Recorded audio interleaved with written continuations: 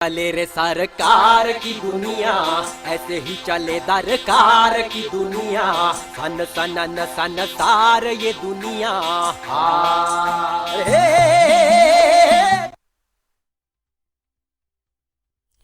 तो रांची के प्रतिष्ठित बीएयू में नियुक्ति और खरीद में हुए एक बड़े घोटाले की जांच अब अपने अंतिम चरण में है। फर्जी योग्यता प्रमाण पत्र के सहारे एक अयोग्य व्यक्ति बीएयू का वाइस चांसलर बन गया। अपने 2.5 साल के कार्यकाल में उसने मनमाफिक टेंडर देकर करोड़ों का घालमेल किया, कई अवैध नियुक्तियां की। मामले को समझने के लिए पहले ये रिपोर्ट देख लीजिए।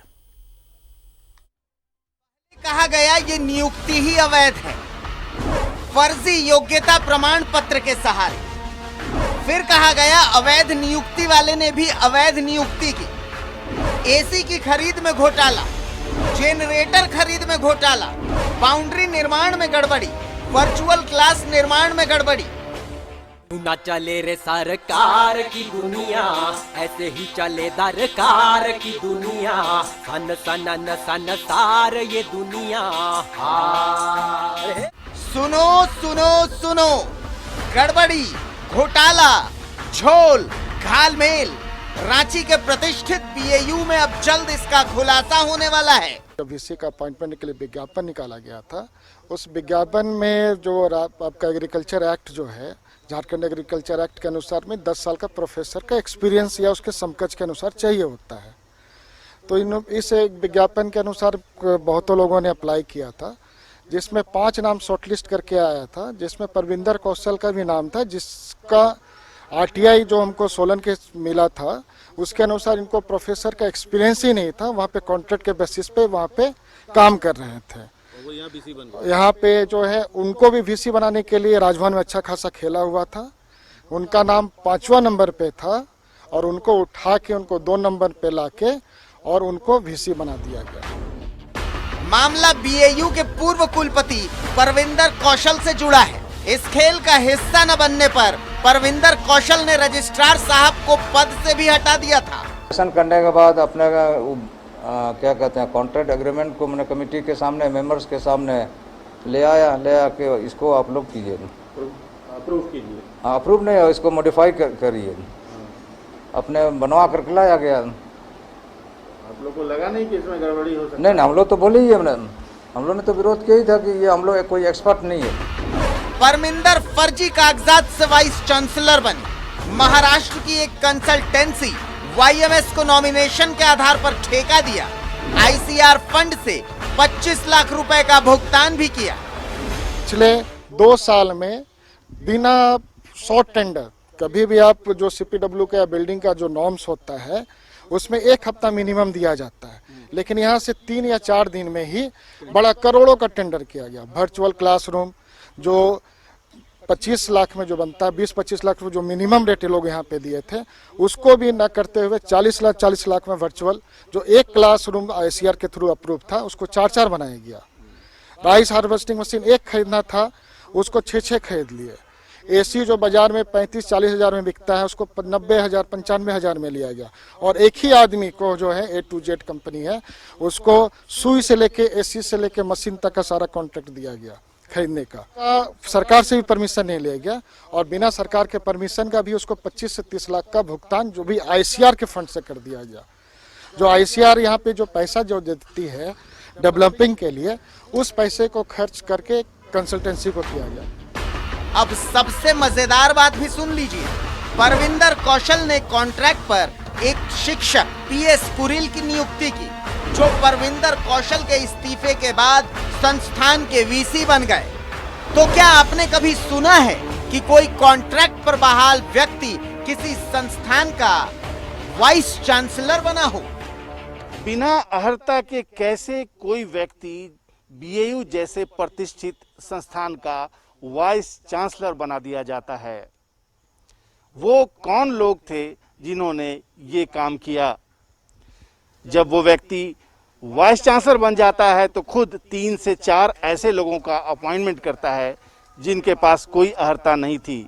इसके अलावा 20 करोड़ के आसपास की खरीद करता है, जिसके लिए भ्रष्टाचार का सहारा लिया जाता है।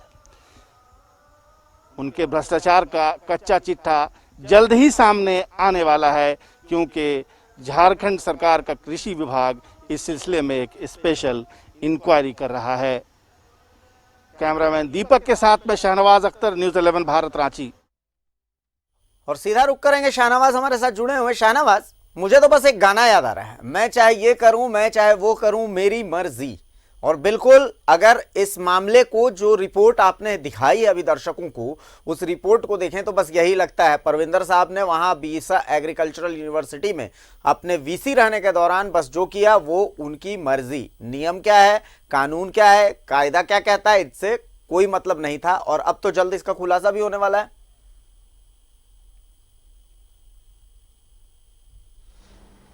देखिए 2016 से 18 की बात है ये, और अभी हाल फिलहाल की बात है, बहुत दिन ज़्यादा साल नहीं हुए हैं।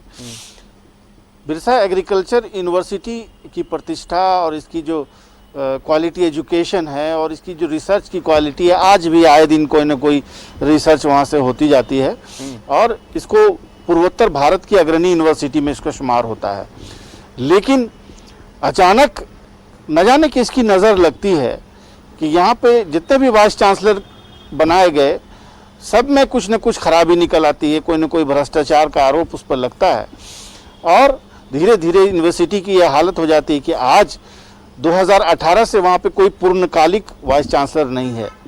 पिछली कृषि सचिव जो पूजा सिंघल थी, वो एक ज़माने तक वहाँ की प्रभारी वीसी रहीं, एक बार भी उन्होंने जाके यूनिवर्सिटी का दौरा नहीं किया, वहाँ झांका तक नहीं।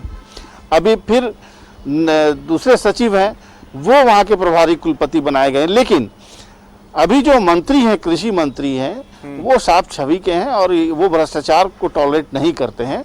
उनके बारे में ये मशहूर है। एक इंक्वायरी कमेटी, अभी बहुत ही ईमानदार इंक्वायरी कमेटी वहाँ पर बनी है, जिसने एक सुनवाई भी की है, दस्तावेजों को जांचा भी है।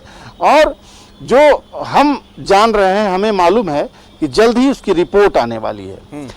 और ये जो पूरा का पूरा भ्रष्टाचार की कहानी अभी आप पैकेज में सुनवा चुके हैं, मैं उसको दोहराना नहीं चाहता जी। सिर्फ ये है कि किस तरह से एक आदमी जो अयोग्य होता है, वो 5वें नंबर पर उसका नाम है, वाइस चांसलर की जो लिस्ट बनी है संभावित वाइस चांसलरों की, और उसमें से जो 5वें नंबर का जो व्यक्ति है, जो बाद में पता चलता है कि वो कॉन्ट्रेक्चुअल टीचर था, उसको 12 साल प्रोफेसर रहने के पढ़ाने का तजुर्बा नहीं था, उसने फर्जी कागजात सबमिट किए थे, वो वाइस चांसलर बना दिया जाता है। और जब कोई ऐसा व्यक्ति जो फॉर्जरी करके वाइस चांसलर बन जाता हो, उसको तो पूरा गेजिंग लैंड मिल जाता है, लूट के लिए पूरा खुला मैदान मिल जाता है। लिहाजा उसने कोई कोर कसर नहीं छोड़ी। बीएयू जैसी जगह में जो अस्मिता, जो उसकी ताकत उसके अंदर बच गई थी, उसको इस व्यक्ति ने लूट लिया जी। और आज ये हालत ये है कि बीएयू के कर्मियों को 8 महीने से वेतन नहीं मिला, मानदेय नहीं मिला है, वहाँ के जो कॉन्ट्रेक्चुअल कर्मी हैं। और एक अनिश्चितता का वातावरण पूरे कैंपस में रहता है। कभी वेटनरी कॉलेज से आप सुनेंगे कि जानवर भूखे हैं, उनके उसका पेमेंट नहीं हुआ।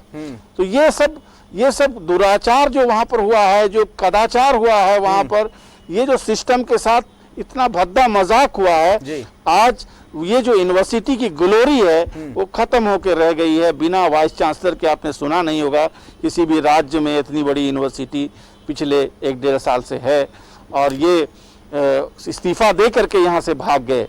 जब एक आरटीआई कार्यकर्ता उत्तम कुमार जी, इनकी बाइट आपने सुनी अभी, इन्होंने जब हिमाचल से जाके पता किया तो पता चला कि इनकी तो कॉन्ट्रेक्चुअल वहाँ पर शिक्षा दे रहे थे, ये तो परमानेंट टीचर भी नहीं थे, यहाँ वाइस चांसलर इनको बना दिया गया।